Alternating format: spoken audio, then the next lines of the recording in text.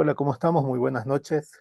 Bienvenidos cada una de las personas que se estén conectando a este estudio desde este canal de Ciencias Bíblicas, Ministerio Verdad de Vida. Un gusto poder compartir con ustedes este tipo de estudios de corte académico.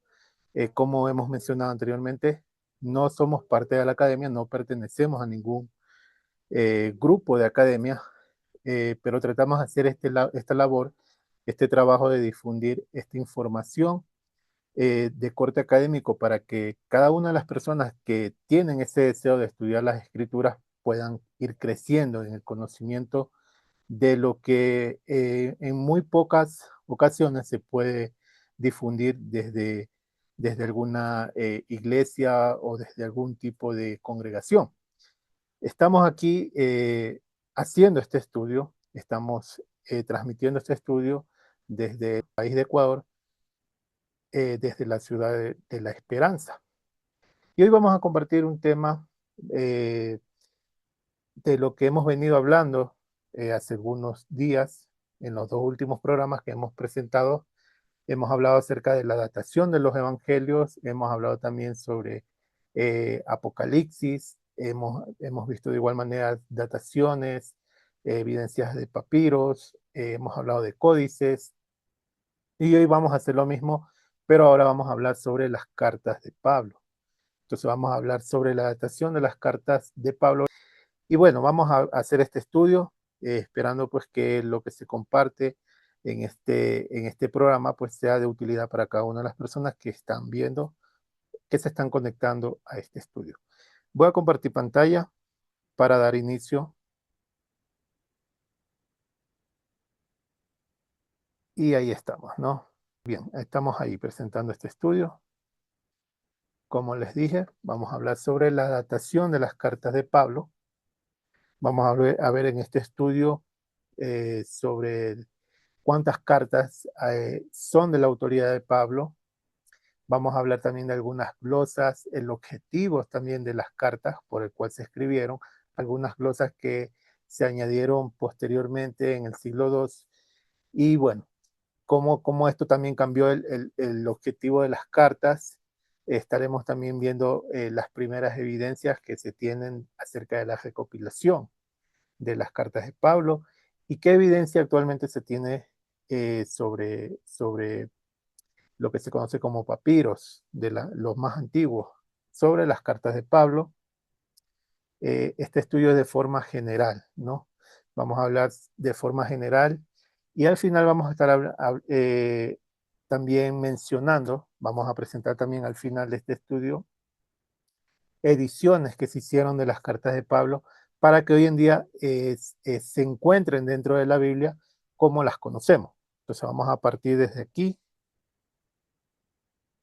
con la siguiente diapositiva y vamos a ver cuántas epístolas son de la autoría de Pablo y podemos tener como ustedes pueden ver, Primera de Tesalonicenses, Gálatas, Primera de Corintios, Segunda de Corintios, Filipenses, Filemón y la Carta de los Romanos. Algo importante, ¿no?, que debemos también entender sobre los comentarios que se hacen desde la academia, ¿no?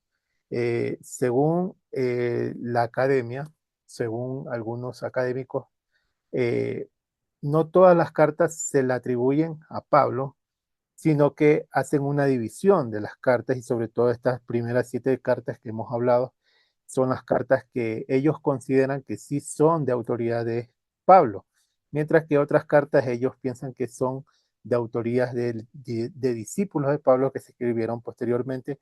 Y esto ellos lo mencionan según el análisis que ellos le hacen a las cartas, ¿no? El análisis filológico, el análisis literario que hacen a las cartas, y ellos sacan este tipo de conclusión.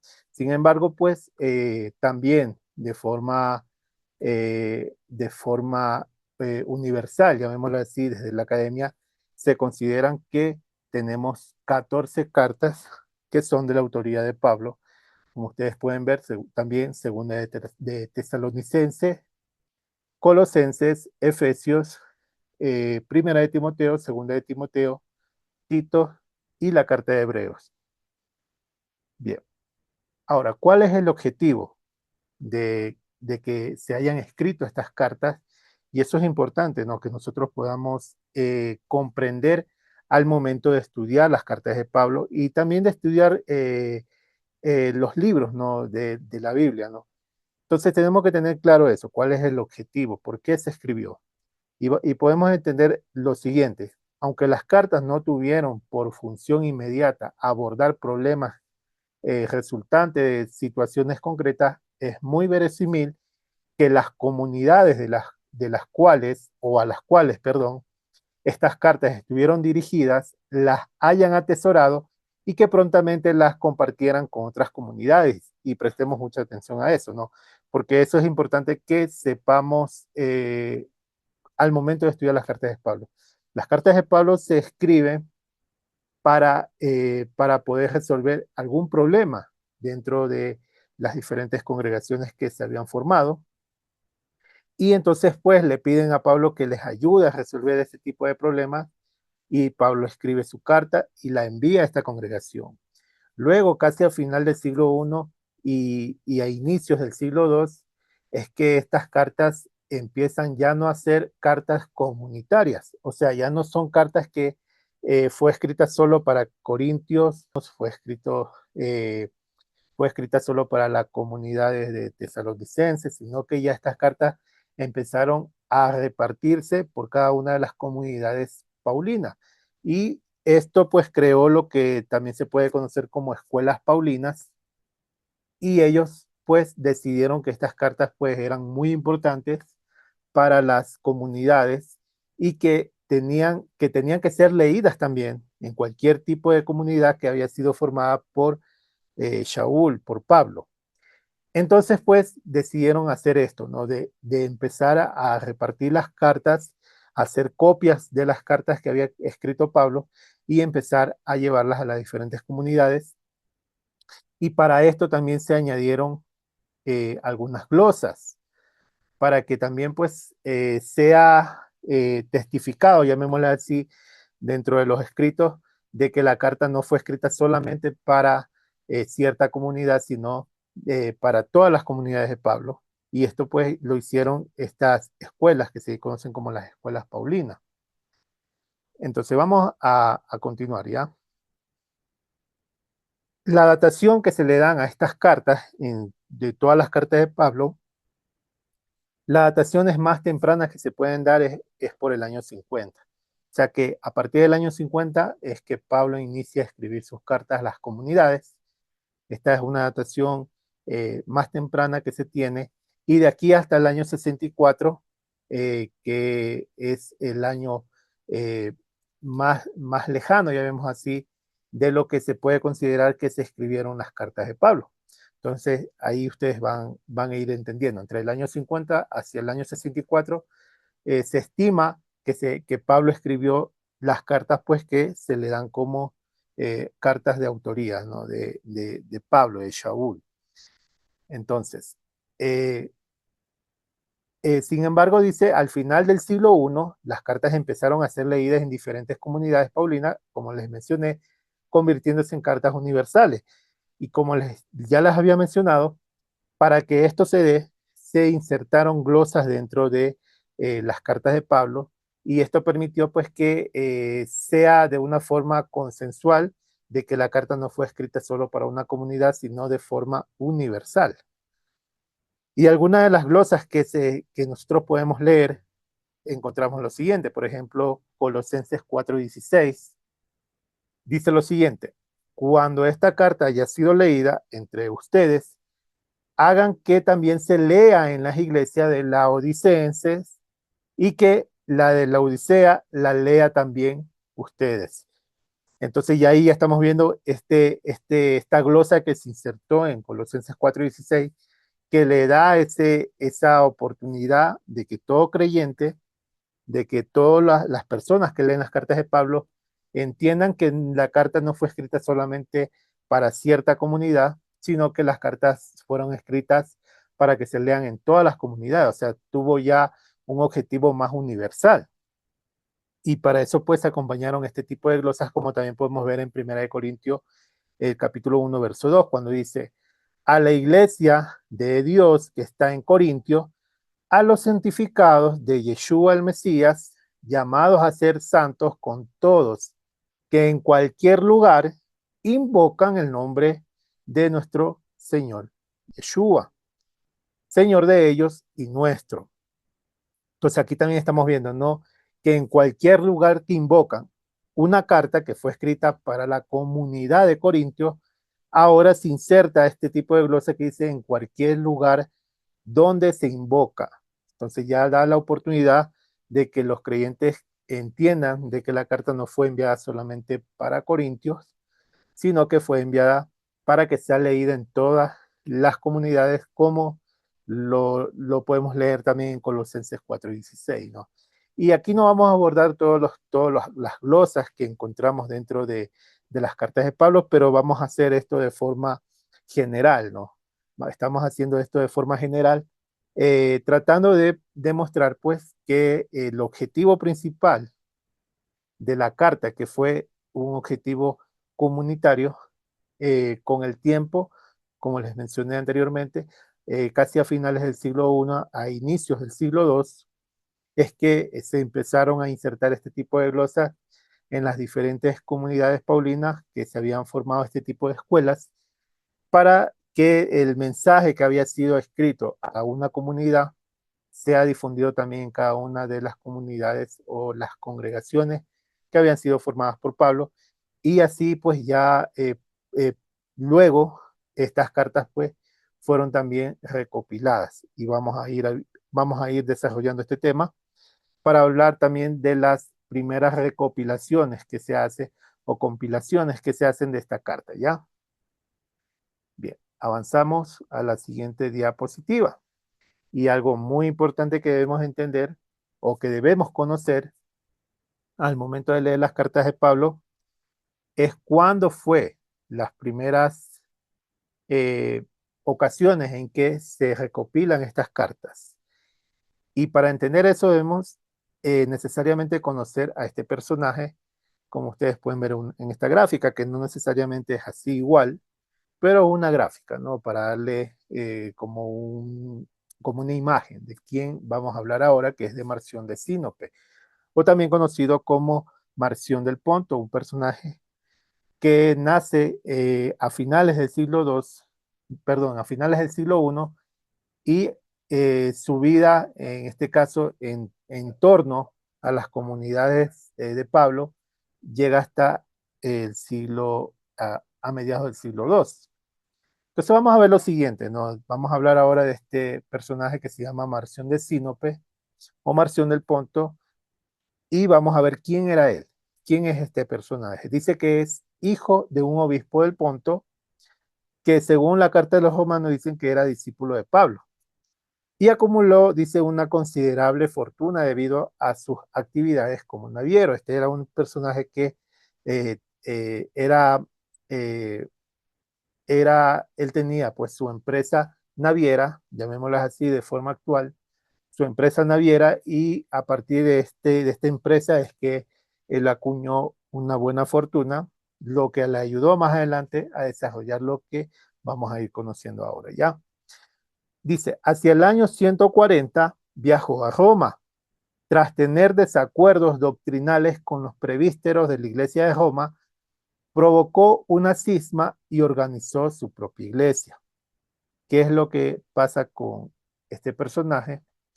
En el siglo II, según la historia, se cuenta que Marción como era obispo del Ponto, en Roma se estaba haciendo la elección de un obispo, del obispo de Roma, y siendo pues Marción un obispo, él se presenta a esa elección, ¿no?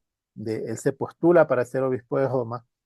Y él lleva, en este viaje, él lleva un proyecto, y él les presenta estos proyectos a los presbíteros de Roma, que consistía en recopilar las cartas de Pablo y hacer un canon, que se podría decir como la Biblia cristiana, ¿ya? Este es el objetivo de él, hacer una Biblia cristiana para no tener que leer lo que se conocía como la Biblia judía o la Biblia hebrea. Entonces él empieza a compartirles este proyecto de ya no tener que acudir a los libros del Antiguo Testamento, sino que hacer lo que él también propuso, que es hacer un Nuevo Testamento, y esta sería la Biblia del cristianismo. Entonces, bien, él presenta este proyecto, sin embargo, los presbíteros de Roma no aprobaron esto porque ellos conocían las escrituras de que tenía que ser leída por completo. O sea, para ellos no podía haber una división, que eso es lo que propuso Marción, una división entre las escrituras del pueblo hebreo, del pueblo de Israel, y en este caso unas nuevas escrituras que iban a ser formadas según el proyecto de Marción a partir de las cartas de Pablo y a partir de lo que él podía encontrar en su tiempo, ¿ya? Entonces, no aceptaron este proyecto y entonces pues él decidió de que si ellos no aprobaban este proyecto, él iba a hacerlo por su propia cuenta. Entonces vamos a continuar con esta narrativa de contexto histórico, ¿ya? Es importante que tengamos en cuenta este contexto histórico para poder entender también, ¿no? Cómo es que nace estas primeras recopilaciones de las cartas de Pablo. Bien, Epifanio de Salamina, uno de los padres de la iglesia, historiador, en su obra Aeres, él relata lo siguiente acerca de Marción. Dice que Marción profesó llevar una vida de castidad y ascetismo, pero a pesar de sus intenciones cayó en el pecado con una doncella. Esto es lo que registra Epifanio de Salamina. Y dice lo siguiente, en consecuencia su padre, el obispo, lo expulsó de la iglesia. En este caso, pues dice que su padre lo expulsó de la comunidad de Ponto. Entonces, algo importante que debemos conocer, que Marción del Ponto no dejó escrito algo propio de él, ¿no? O sea, él no dejó ningún tipo de obra, o no existe en este caso ningún tipo de obra que haya sido escrita por él de su vida, sino que todos los relatos, toda la historia que podemos conocer de Marción del Ponto es una historia que se basa en cuanto a los testimonios de los padres de la iglesia que empezaron a escribir obras acerca de este personaje después de la muerte de Marción. Entonces, después de la muerte de Marción es que ellos empiezan a escribir para atacar lo que para ellos se consideraba una herejía, que era parte de lo que se conoce como el movimiento marcionista. Pero bueno, no vamos a entrar en detalle con el movimiento marcionista, en este caso de Marción del Ponto, tal vez podemos abordar ese tema en otra ocasión, sino que estamos haciendo este contexto histórico para que usted pueda entender cómo nace estas primeras recopilaciones de la carta de Pablo, ¿ya? Entonces vamos a continuar, ¿ya? Entonces, ¿cómo se llamaba esta obra que Marción del Ponto realizó en cuanto a las recopilaciones de la carta de Pablo? Esta obra se llama Apostolicón. Marción creó un canon, un grupo definido de libros que él consideraba como totalmente autoritarios, desplazando a todos los demás. Este constaba de 10 de las epístolas paulinas, en este caso, pues, sin contar las epístolas pastorales, que se conocen como Timoteo, Tito, y el Evangelio de Lucas, ¿no? Que en su tiempo pues no era conocido como el Evangelio de Lucas o el Evangelio según San Lucas, sino como el Evangelio del Señor o Evangelión. Dice, fue el primero, según sus registros, en proponer un definitivo, exclusivo y único canon de escrituras cristianas compiladas en algún momento entre el año 130 y 140. Como les mencioné, luego de que no aprobaron los presbíteros de Roma este proyecto de Marción, él decidió hacer este proyecto por sí solo y fue a las diferentes comunidades paulinas, a las diferentes congregaciones que habían sido formadas por Pablo, por Shaul, y él decidió hacer esta recolección de las cartas y entre esas también pues recolectó lo que se conoce actualmente como el Evangelio de Lucas, y así formó su primera obra llamada Apostolicón, que sería el primer canon cristiano o el primer Nuevo Testamento en su tiempo. estamos hablando entre el año 140 y 130, que se da esta obra. Entonces, la recopilación más temprana que se puede tener de las cartas de Pablo está en esta obra llamada Apostolicón, que data aproximadamente entre el año 140. ¿Qué otra obra podemos mencionar? Pues ya la vamos a ver más adelante y vamos a detallar lo que estaba escrito dentro o las cartas que en este caso registró Marción del Ponto en su obra Apostolicón. Y ahí está, tenemos el Evangelio de Lucas, Gálatas, Romanos, Primera y Segunda de Corintios, Efesios, que no se llamaba la carta de Efesios dentro de la obra de Marción del Ponto, sino que se llamaba La Odisea. Y en otro momento podemos entrar en detalles, ¿no?, acerca de esto. También está Colosenses, Primera y Segunda de Tesalonicenses, Filipenses y Filemón. Entonces no encontramos en esta recolección que hace o compilación que hace Marción, no se encuentran las cartas pastorales, como se conocen, ¿no? Luego más adelante, unos 30 años más adelante, también se registra en la historia lo que se conoce como el fragmento muratoriano. Este fragmento muratoriano, también conocido como el canon muratoriano o el canon muratori en latín, es una copia de quizás la lista más antigua conocida de la mayoría de los libros del Nuevo Testamento. Los libros canónicos mencionados en esta lista son aproximadamente los mismos que se tienen hoy por canónicos neotestamentarios, con algunas variaciones. El fragmento acepta 4 evangelios, 2 de ellos son Lucas y Juan. Falta el principio del manuscrito, en este caso no se tiene completo el manuscrito, y pues en este caso faltaría los otros 2 evangelios, que sería el de Marcos y el de Mateo, donde estarían los nombres de los 2 primeros, ¿ya? También se encuentra Hechos de los Apóstoles y 13 de las epístolas de Pablo, pero no se menciona la epístola a los hebreos. Entonces, ¿qué tenemos aquí en este fragmento de Muratori o el canon Muratori? Tenemos que aquí sí se compila 13 cartas de Pablo. En este caso están las cartas pastorales, pero no se encuentra la carta de los hebreos. Entonces, esta es una obra aproximadamente entre el año 170, 180, es la datación más consensuada que se tiene de esta obra. Y pues aquí en esta obra pues sí se encuentran de forma copilada las cartas de Pablo que no se encuentran o no se encontraron en este caso, no se compiló en la obra de Marción, ¿no? Sí se encuentran las cartas pastorales, pero algo que podemos notar es que no se encontraba la carta de los hebreos. Y quién sabe, tal vez no se logró en este caso poder compilar la carta de los hebreos en ese tiempo, pero bueno, en el canon muratoriano o el canon muratori eh, no se encuentra la carta de los hebreos, ¿ya?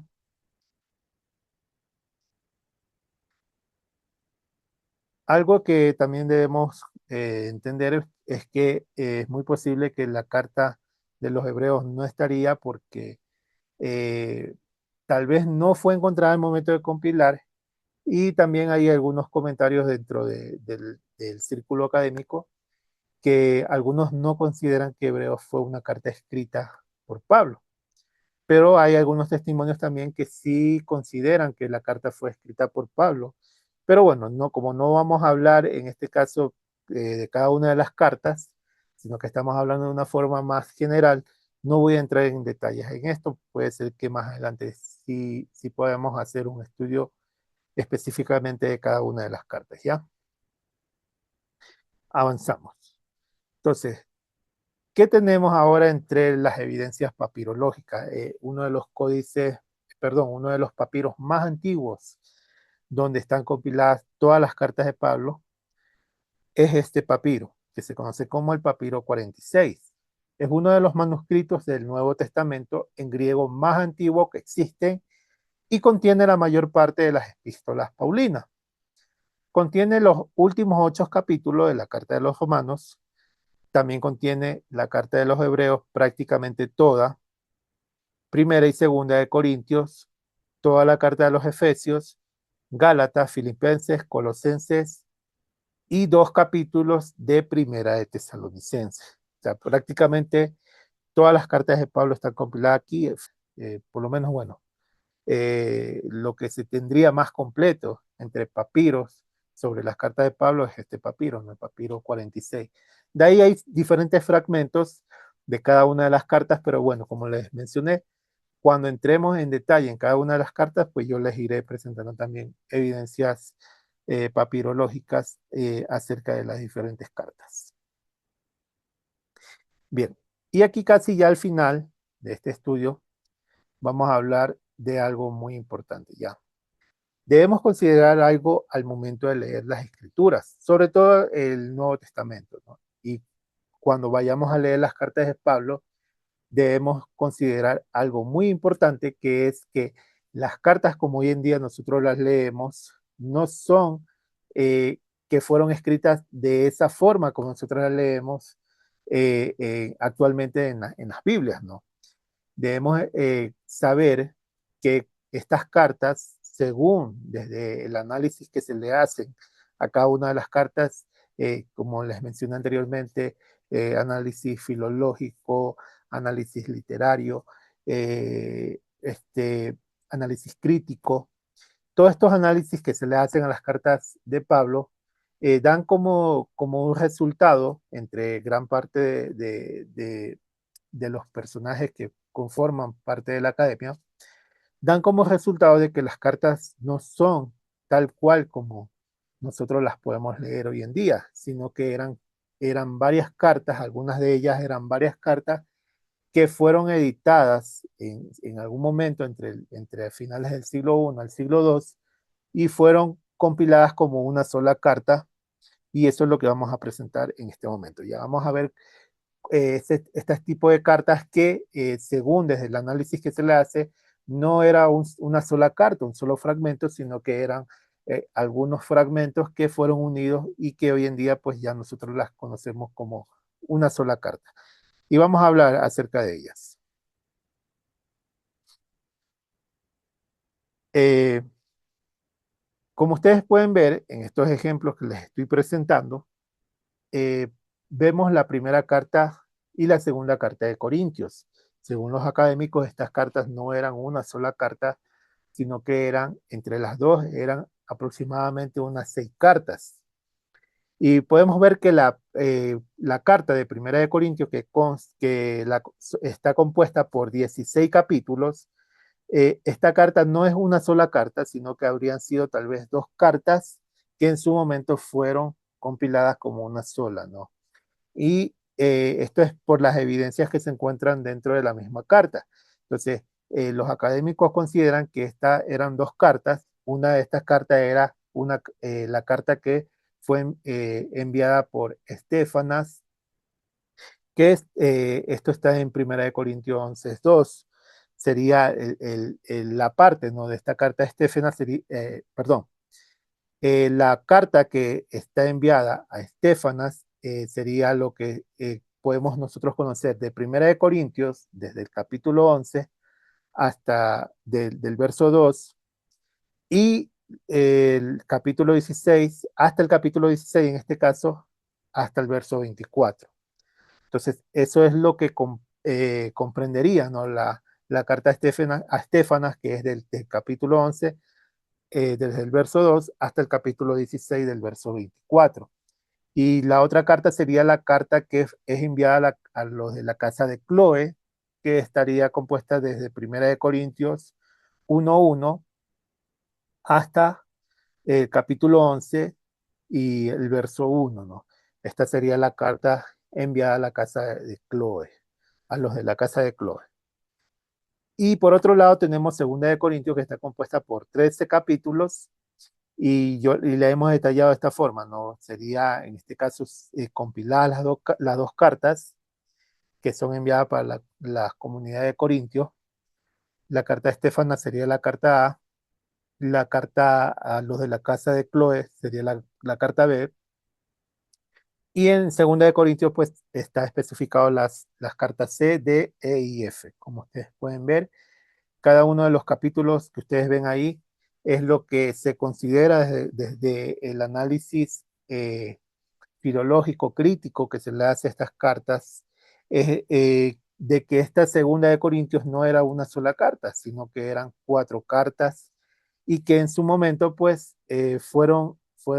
sufrió una edición en este caso y fue compilada como una sola carta y es lo que conocemos como Segunda de Corintios, perdón. Ahora, también podemos mencionar a Filipenses. Filipenses, que es una carta muy pequeña de 4 capítulos, también se menciona que probablemente eran 3 cartas que luego pues fue editada y fue formada como una sola carta, como ustedes pueden ver ahí. Por ejemplo, la carta estaría comprendida, el capítulo 4 desde el verso 10 hasta el verso 20. La carta B sería el capítulo 1 desde el verso 1 al verso 3. El capítulo 4 desde el verso 4 al verso 9. Y desde ahí también el verso 21 hasta el verso 23. Eso sería lo que se puede entender como la carta B. Y la carta C sería el capítulo 3, desde el capítulo 3, el verso 1, y el capítulo 4, el verso 13. Como ustedes pueden ver, es una carta bastante fragmentada en este caso, que en su momento pues decidieron editarla y que se encuentra actualmente como nosotros las podemos leer, pero era una carta bastante, en este caso bastante fragmentada, y la podemos ver desde ese punto de vista, que ahora pues editada pues ya forma una sola carta que se llama Filipenses, compuesta de 4 capítulos. Y al finalizar ya con este tema, pues vamos a mencionar también la carta de Romanos, que está compuesta por 16 capítulos.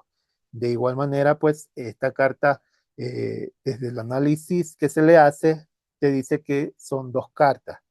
Una de las cartas es la que se envía, es la que es enviada por Febe, que sería lo que se conoce como el capítulo 16, desde el verso 1 al verso 27. Y la otra carta es la que es escrita por Tercio, que comprende desde el capítulo 1, desde el verso 1 hasta el capítulo 15, hasta el verso 33.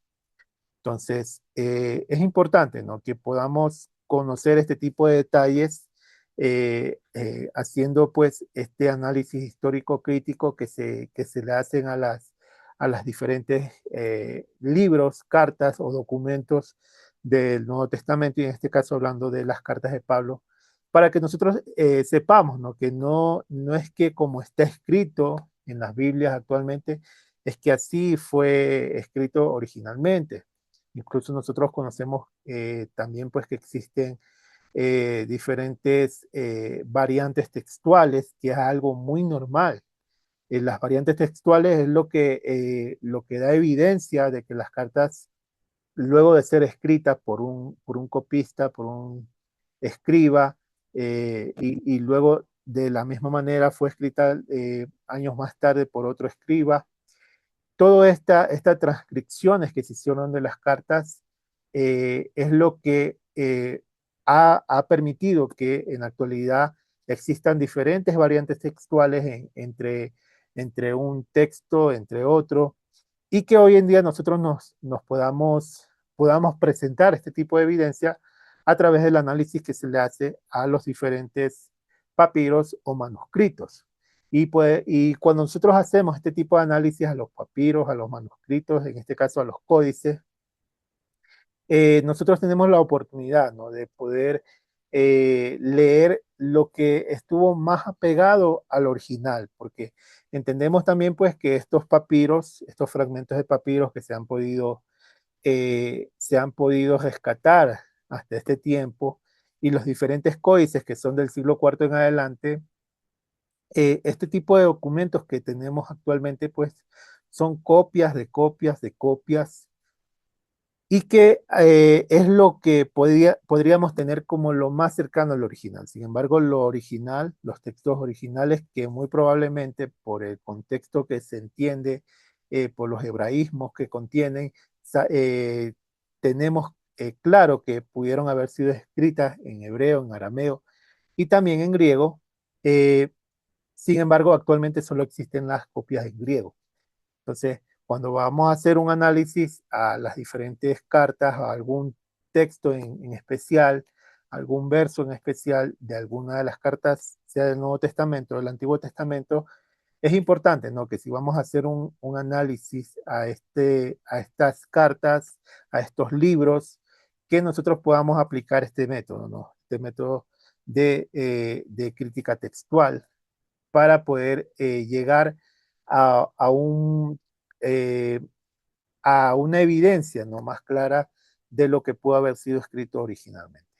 Entonces, hasta aquí hemos llegado en este estudio, esperando pues que cada uno de ustedes que se están conectando a los estudios de este canal de Ciencias Bíblicas del Ministerio de Verdad de Vida, pues que este estudio les sirva como una base para que ustedes también hagan sus propias investigaciones, porque eso es lo importante, ¿no? Que ustedes también sean incentivados a hacer sus propias investigaciones y poder también ir aprendiendo, poder ir creciendo en el conocimiento en cuanto a los escritos que comúnmente lo conocemos como Biblia. Entonces, un gusto haber compartido este tema con ustedes y pues nos vemos en otra ocasión con un nuevo programa, con un nuevo estudio. Gracias por todo.